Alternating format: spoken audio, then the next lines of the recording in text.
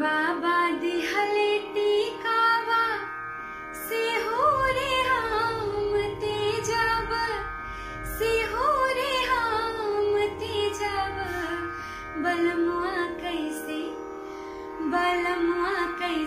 तेजब रे छोटी ननदी बलमुआ कैसे तेजब रे छोटी ननदी बाबा दिहले टीकावा से हो रे हम तेजब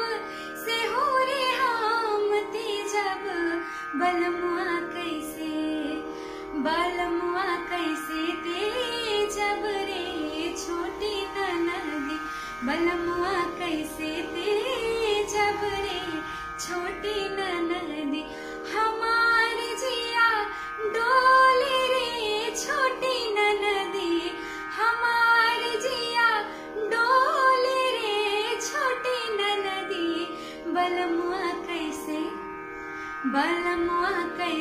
तेजब रे छोटी ननदी बलमुआ कैसे तेजब रे छोटी ननदी बाबा दिहले नथिया से हो रे हम तेजब बाबा दिहले नथिया से हो रे हम तेजब से हो रे हम तेजब बलमुआ कैसे तेजब रे छोटी ननदी बलमुआ कैसे तेजब रे छोटी ननदी हमार जिया डोले रे छोटी ननदी हमार जिया डोले रे छोटी ननदी बलमुआ कैसे तेजब रे छोटी ननदी बलमुआ कैसे तेजब रे छोटी ननदी बाबा दिहले झुमका से हो रे हम तेजब से हो रे हम तेजब बलमुआ कैसे तेजब रे छोटी ननदी बलमुआ कैसे तेजब रे छोटी ननदी हमार जिया डोले रे छोटी ननदी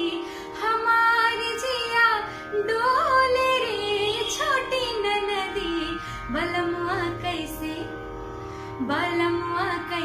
तेजब रे छोटी ननदी बलमुआ कैसे तेजब रे छोटी ननदी।